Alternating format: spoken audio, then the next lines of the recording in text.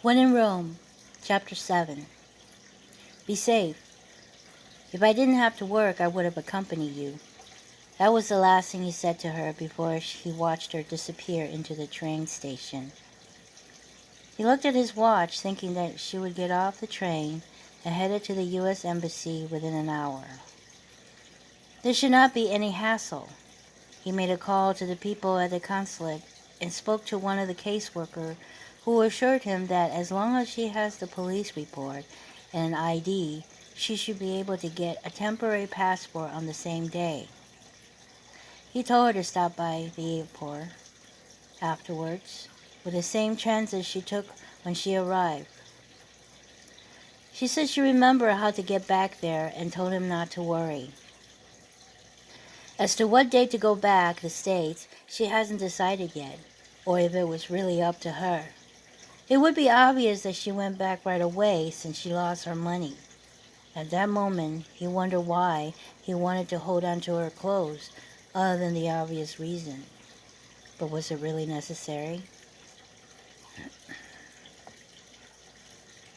Antonio entered the front building, and the dispatcher halted him right away. "Where have you been?"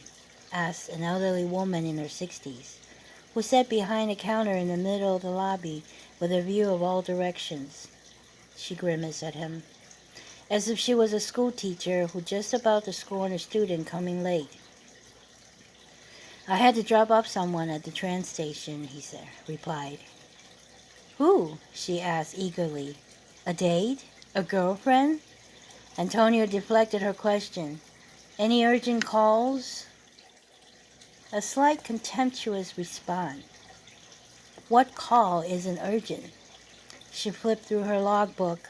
Between 0200 to 500 hour, a couple of calls from nearby dance club for assaults in front of the property. A call about indecent exposures on the beach. And the usual stolen items on the street. In motels and hotels. Nothing major.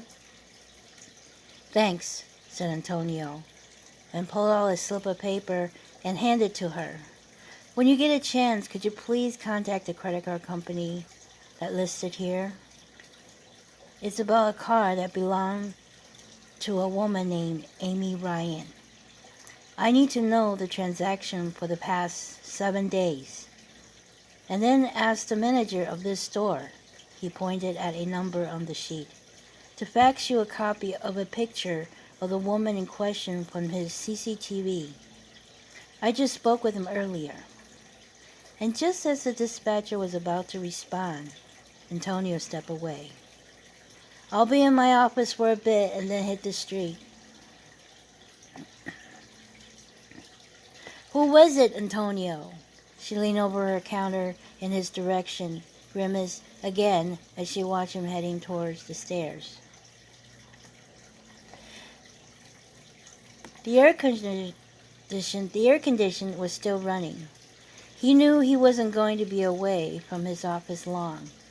He looked out the window, watching some people getting on the buses and some others getting into cars, and then he looked at his watch again, calculating where Molly would be by now. Turned on the monitor where the police report for Molly was still on. He filed it away, a misdemeanor of the week, and started a new report to conclude the event that night and scanned the sheet that the store manager signed. He then proceeded to do other paperwork for about an hour and then left the office.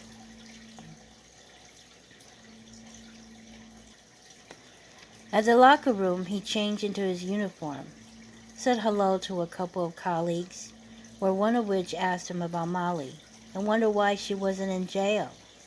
He dismissed the question with a quick answer that the store dropped the charge.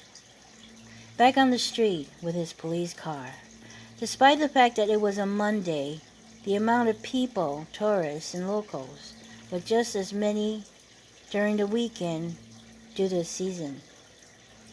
And with the way the traffic was getting, he might as well ride a bicycle. But it was always because of that moment that specific moment when an emergency demanded a vehicle to apprehend a criminal or to take someone to the hospital. It was nearly 1200 hours when Antonio stopped by a laundromat to drop off Molly's clothes. He remembered his own pile of clothes at home. He would have to do them tomorrow, his day off. While waiting, he headed to a coffee shop for a sandwich, but got a call suddenly. A scratchy voice coming through his radio informing that a robbery took place at a parking lot.